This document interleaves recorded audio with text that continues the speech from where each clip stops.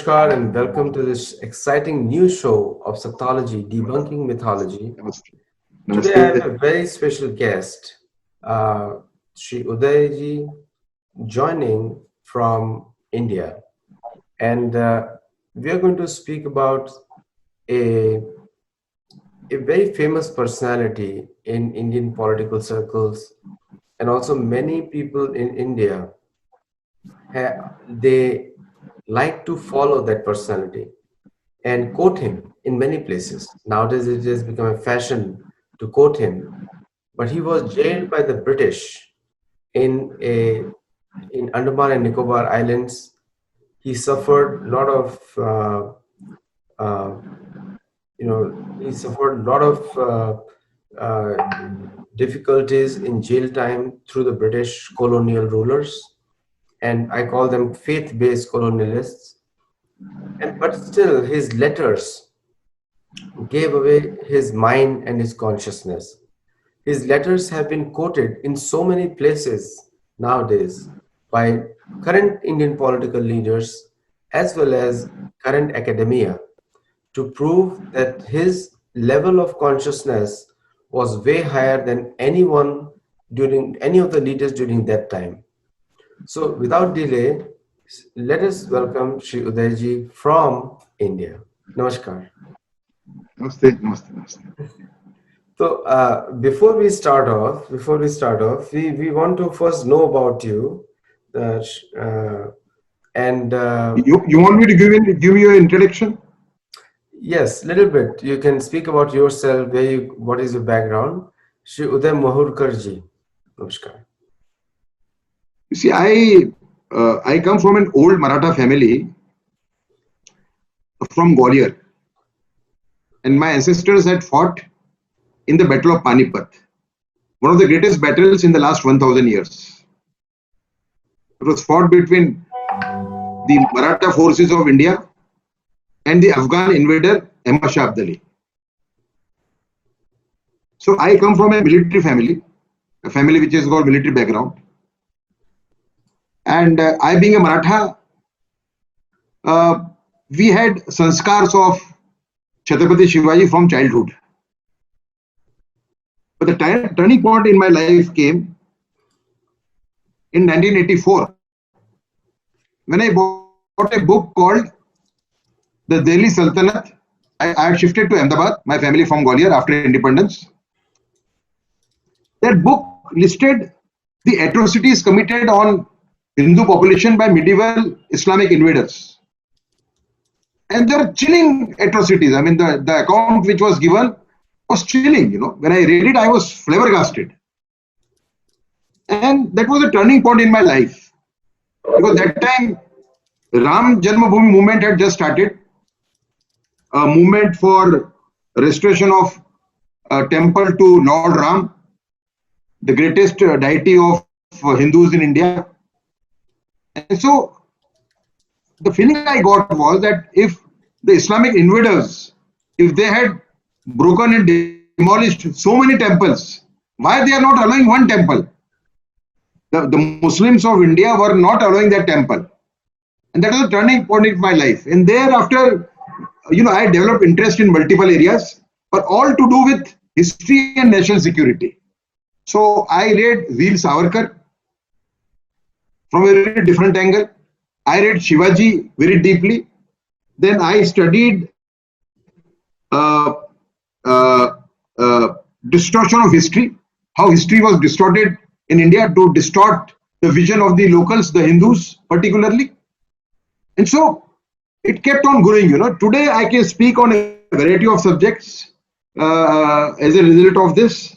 I can speak on Savarkar. I can speak on Chhatrapati Shivaji, the person who was basically whose movement was responsible for the end of Muslim rule in this country. Then I can speak on distortions of history. I have expertise on one leader called Abul Kalam Azad, who has been sold as a nationalist leader, but who was basically playing the game of Muslims from within the Congress. So I can speak on many security issues. I have just done a paper which has become very popular in the country. The paper is Resetting India's National Security Vision. In this paper, I say that if China, the current topic in India of discussion there are two topics right now. One is Corona, and one is the Chinese intrusions into Indian territory.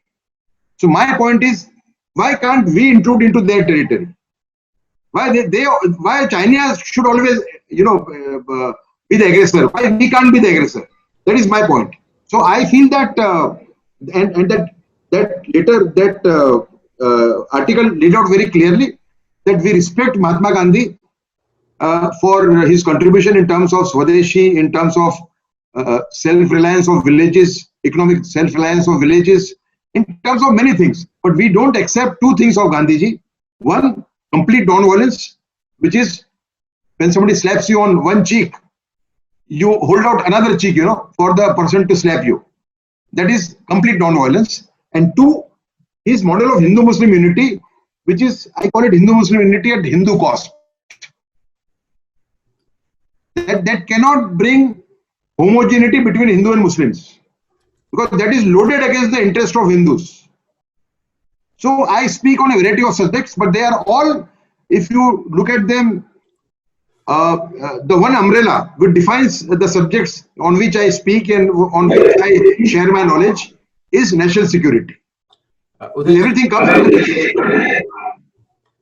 So in and I have been with India Today. I am with India Today for the last 34 years, and I have covered the Prime Minister very closely. I have written 2 books on Prime Minister's governance. I am also an expert on Prime Minister Modi's governance model. I have read 2 books. One is by Random House, and another book on his 3 years as Prime Minister is by Penguin Random House. So I got 2 books to my credit. Right now, I am doing autobiography of Swami Ramdev. I am his co-author. Swami Ramdev is a great yoga guru. I have a lot of expertise on.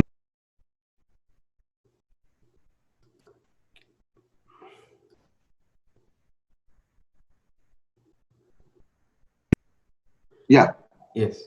So before we start off, we will not try to digress on this topic today.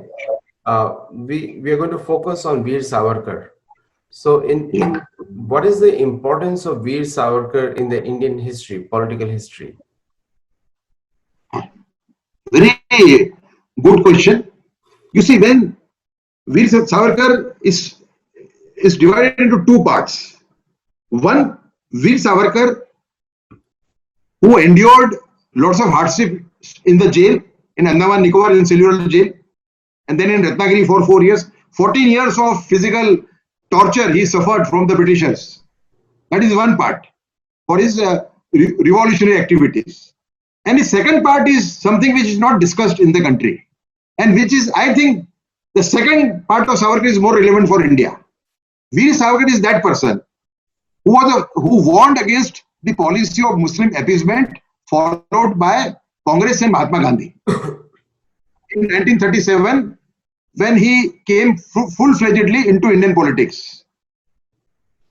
So today he should be remembered as that person who warned about India's partition at least 10 years in advance.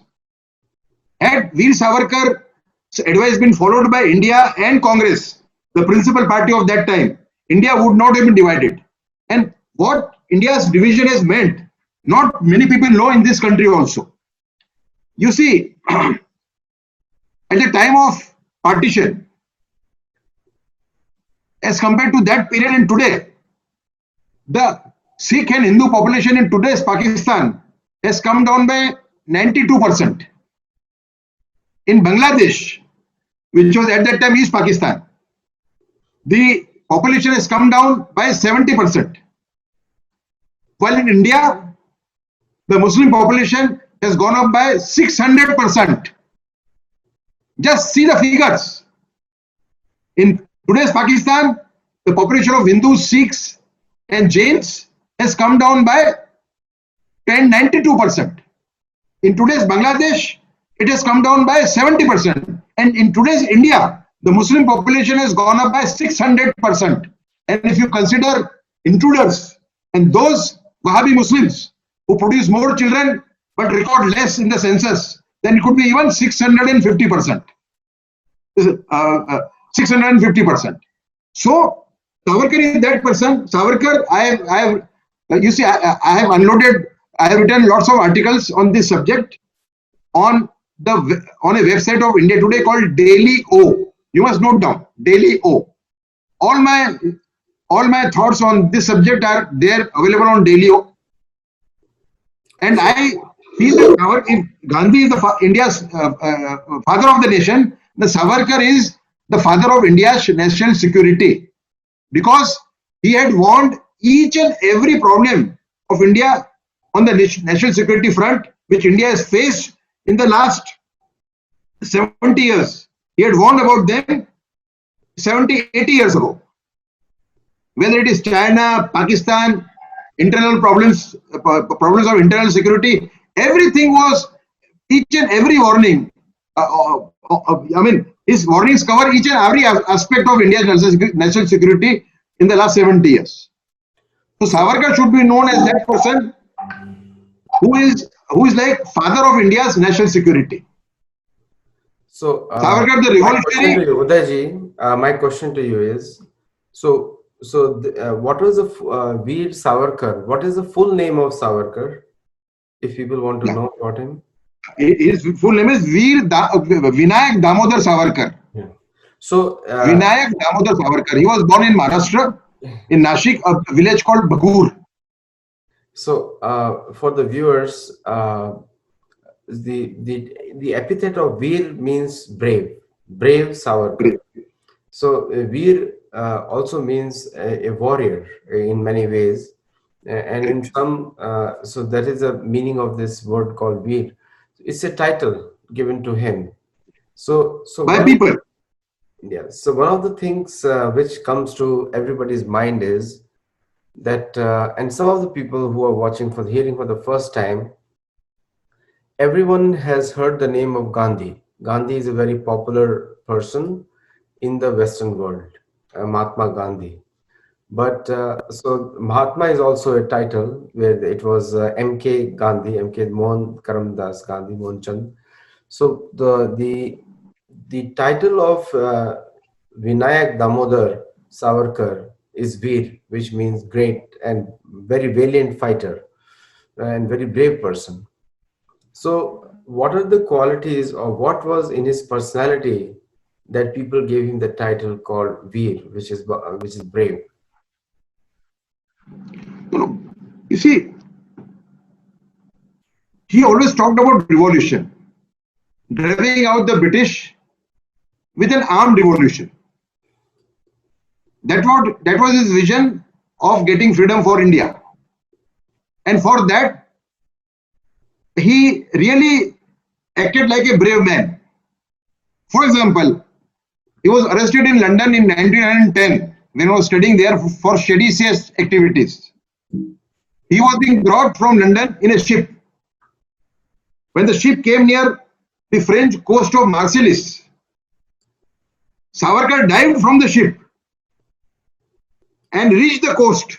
He swam for about 4 or 5 nautical miles. He reached the coast and he tried to seek political asylum there by saying that I am not a criminal, I am a political prisoner. But the French authorities on that coast could not understand what he was saying, and they handed him over to the Britishers when the ship, after a few minutes, anchored at the port of Marseilles. So he was brave in that sense. He was for armed revolution, and he wanted bravery to touch each and every Indian. So in that sense, he was an antithesis of Mahatma Gandhi, because Mahatma Gandhi preached peace. Savarkar did also preach peace, but he said that peace cannot come without power. You have to exercise your might. You have to show your might to ensure permanent peace. Peace cannot come with just words. Peace needs to be backed by strength. Yeah. And what is the so when we talk about this essential message of peace through strength, it's very well understood by people because if you are not powerful, then automatically you are peaceful. But when you are powerful and become peaceful, then it becomes a strength because you are powerful and then you expect peace. So the message was there any message for the freedom fighters during that time? Because I think there were two big leaders, Subhash Chandra Bose and Mahatma Gandhi. What was the period of Veer Savarkar's time? No, Veer Savarkar was active from, say, 1903, when he set up a secret organization of revolutions called Abhinav Bharat. And he remained active till 1950. After that also he was active for some time, I think 1960. So his time span is about 60 years. 60 years. Okay. His active time span is 60 years. And when he I am was leaving out his last 6 years. He died in 1666, but he was quite physically active till 1960. 60. So his active time span is about, say, 58 to 60 years. Yeah. And was he still kept in the jail when he was sick until 1960, or he was released from the jail before that? No, no, no. I will tell you one thing. You know Madan Lal Dhingra, Yes. who killed one officer in London Yes. in 1909, correct? In that case, Savarkar was arrested. Hmm. And he was given, he was arrested in the case of Collector Jackson of Nashik. In Nashik, in India, there was one collector who was killed called Jackson. And the revolutionary who killed that collector was also hanged by the British. But the charge on Savarkar was that he had supplied pistol to that revolutionary. Kanhere, his name was Kanhere. So he was slapped with sedition charges. One was Jackson murder, another was instigating Indian students in UK where he was studying. And basically he was charged with sedition. And he was charged, actually he was to be in jail for 50 years. He was to be in jail for 50 years. Had the jail sentence continued, he would have been released in 1960. But he remained in jail for 14 years. Thereafter, there were lots of efforts on the part of Indian leaders to free Savarkar. So Savarkar was then, after 1924, he was in 1924 he was sent to Ratnagiri, and he was told to work in Ratnagiri district, not political work, social work he was allowed. So he stayed in Ratnagiri under restrictions till 1937, when he was completely released. Okay. Yeah. So in which year he was released? You said 1937. 1937 he was released, and so from 1937 to 1960 he stayed in Ratnagiri. No, he stayed in Ratnagiri from 1924 to 1937. 37. This was the time when he was told to remain only in Ratnagiri. He could not leave the limits of Ratnagiri district. And he was also told not to take up any political activity. Therefore, he started a reform movement. For your knowledge, the biggest movement against untouchability was started by Savarkar while he was in Ratnagiri. And he established the first temple there, where there entry for all Hindus. Before that, if you know, the Dalits, the lower section of the society, was not allowed to enter temples. It was Savarkar who established a temple and allowed the entry of all Dalits. He even gave he even did the thread. He was a Brahmin. He also did the thread ceremony of Dalits. He being a Brahmin, he knew some mantras, you know. So he became a great social reformer during those 12 years. And in 1937, he was released. And he entered politics. And so when he entered politics, how was he welcomed by Mahatma Gandhi? Was he an associate of Mahatma Gandhi? I'm just trying to find a correlation so that No, very nice. Good question. People should understand. You see, in 1937, when he was being released, some congressmen came to him, including Subhash Chandra Bose. They offered him that you must join Congress. But Savarkar refused. And the reply Savarkar gave is very relevant for today's India, you know. He said that Congress believes that without Hindu-Muslim unity, India cannot get freedom. And he said this is being held as a loaded gun by Muslim leaders against Hindus. They are extracting concessions from the Hindus at the cost of Hindu rights. So giving special rights to Muslims at the cost of Hindu rights is betrayal of the nation. That is what he said as the reason for not joining Congress. And then he issued two statements. One statement clarified his own position. He said that it is better to stand, I would like to stand in the last row of patriots than the first row of those people who are committing betrayal of the nation in the name of patriotism. And second statement he issued addressed to Muslims at that time in big numbers, because they were being corrupted by the Britishers. So he told Muslims, if you are willing to join the freedom movement, come Muslim brothers, we will fight together. If you are not joining, then also we will fight. And if you are opposing our freedom movement, then also we will fight. Had Congress applied this policy, followed this policy of Savarkar, India would not have been divided and Pakistan would not have been born. And after saying this, Savarkar saw that Hindu interests were being sacrificed by Congress. Therefore, he chose to become president of Hindu Mahasabha. There was a party which was protecting Hindu interest against Muslim aggression. So he chose to become the president of that party. And he gave a great, he used to believe that most leaders have become victims of populism. They are running after popularity. He said, I will run for nation's welfare. I will not run after popularity. And therefore he joined Hindu Mahasabha in 1937. No, I think his views are relevant to the modern world, including to the USA, because the same thing is happening in USA now, where most of the Western thought process is carried away by the political correctness, which is the same thing as appeasement, which you call it in India. So appeasement and political correctness is the same thing. So where people are silenced in the name of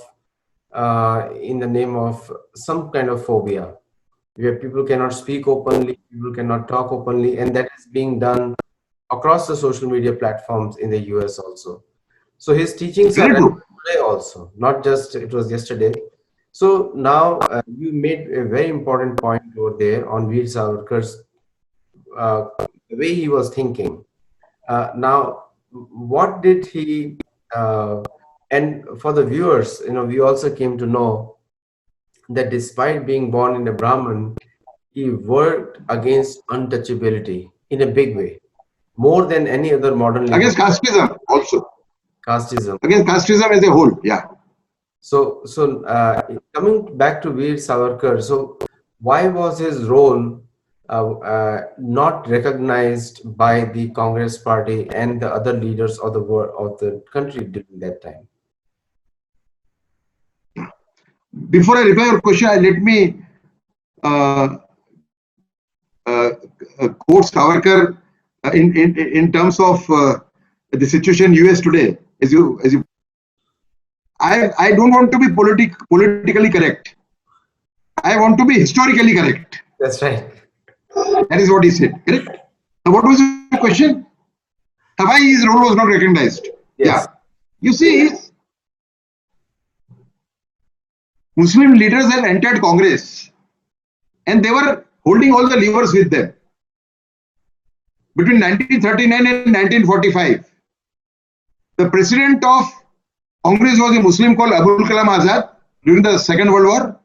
And the president of Muslim League was also a Muslim. So both main parties, president of both the parties are Muslims.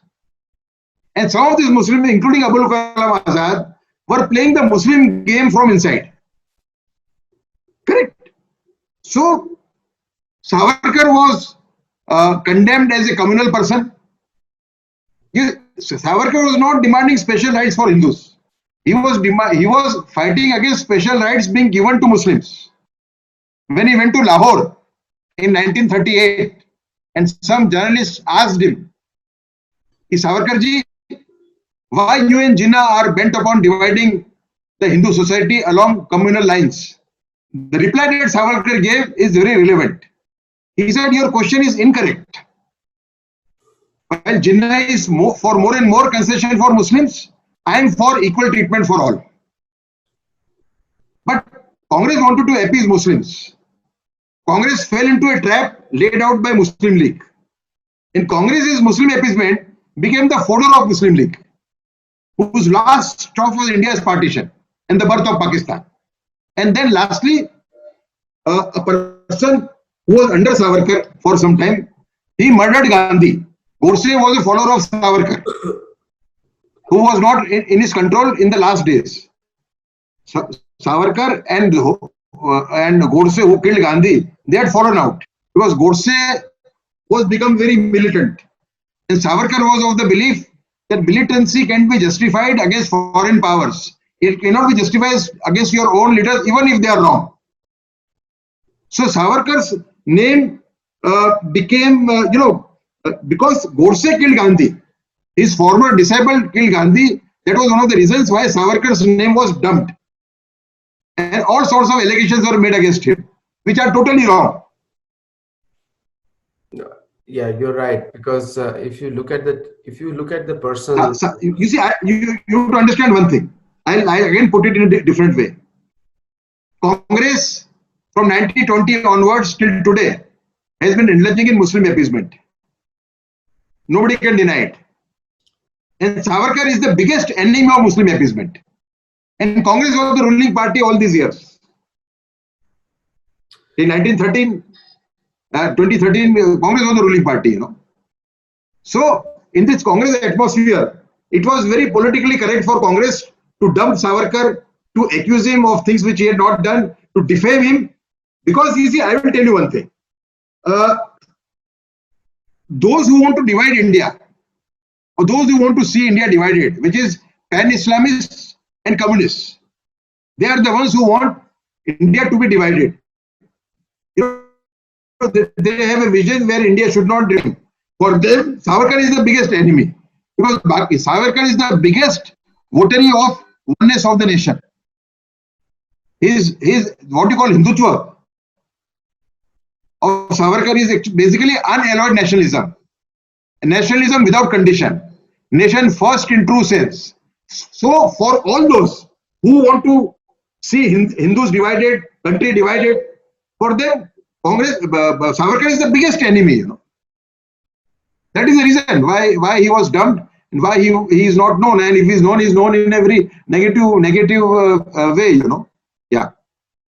No, very true. I think nowadays, it's a fashion, especially of the left.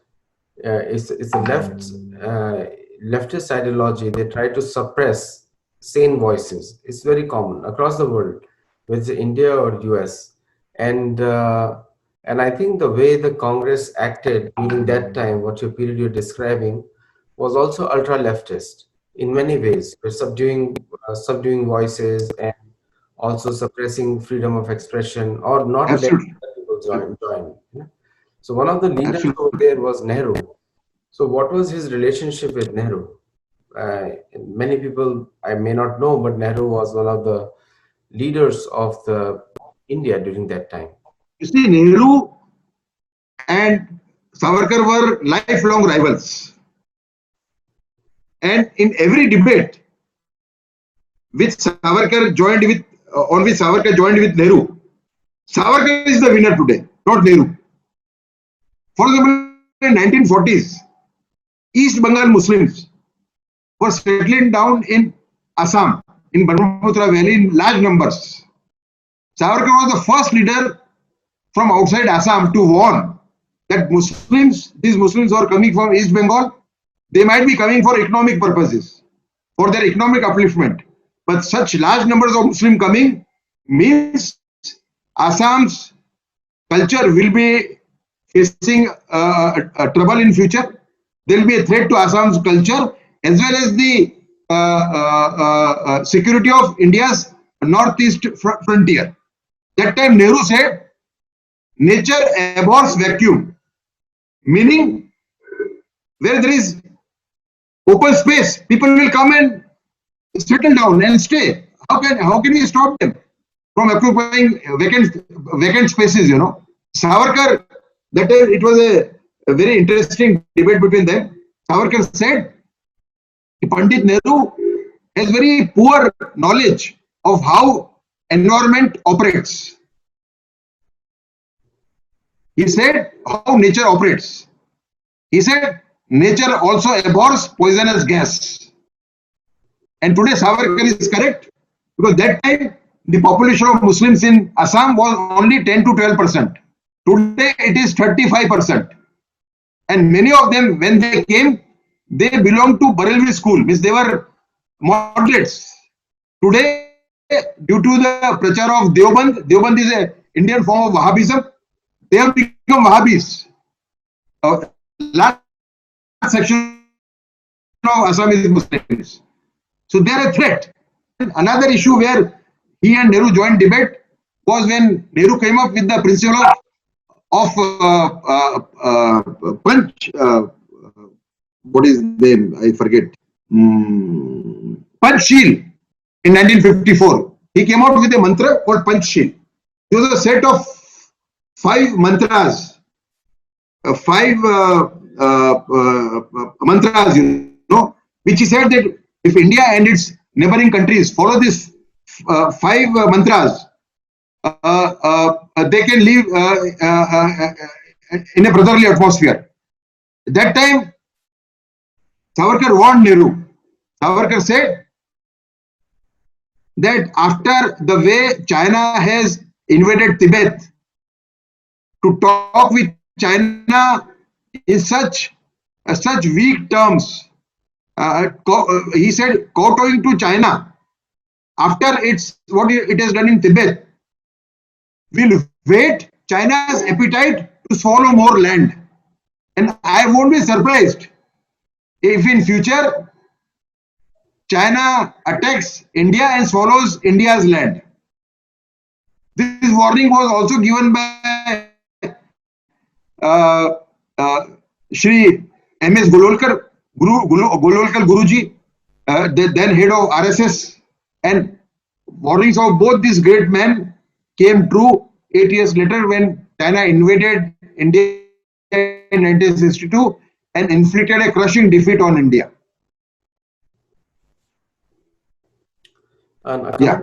coming to India and China, you know, we will talk in a different topic some other time. But today, I want to sum it up with Veer Savarkar. We have many people watching this show right now. So Veer Savarkar was an unsung hero of India during that time, but now his Absolutely. books have become more relevant and people are reading him more. And I think, do you think that the increasing popularity of Veer Savarkar is related to Sri Narendra Modi becoming the Prime Minister of India? Yeah, there is some link between them, but even this present government is not following Veer Savarkar in toto. It is following Veer Savarkar only partially. Let me tell you one thing. But yes, after Mr. Modi came, 2 big things he did. One, he freed Jammu and Kashmir from the Article 370 and Article 35. A great momentous decision in Indian history. Second, he felicited the Ram Mandir temple verdict. So Savarkar has become more relevant after Modi came to power. That is a fact. But then this government is not following Savarkar fully. It is following Savarkar partially. Yes, I think, see that do you think that the current social environment of that region, India, is conducive for people to follow Savarkar completely, or is it not possible altogether? No, completely. Each and every action of Savarkar is logically justified. And the elections made against him, almost all the allegations are wrong totally. Savarkar is the hero of today's India. Nobody can deny it. And it is certainly possible to follow Savarkar because he is being sold as anti-Muslim, whereas he was for equal treatment. So the debate is being twisted to ensure that Savarkar doesn't enter the mainstream. Because when such Hindus and Muslims and Christians who want to remain in the mainstream, if they come to know the true thoughts of Savarkar, even they will get into India's mainstream. And that is what the pan-Islamists and the communists want to, that's why they oppose Savarkar. Because they think that if Savarkar occupies the center space, then their game is up. So it is possible to follow Savarkar on all his views, on all points of his ideology, and rather that is the need of the hour. If India is to remain the India of today in the next 100 years, India will have to follow Savarkar. Otherwise, India will be a Muslim majority country by 1920. This I am telling you with full written by N. Srinivasan in 2001. The name of the book is Demography of India.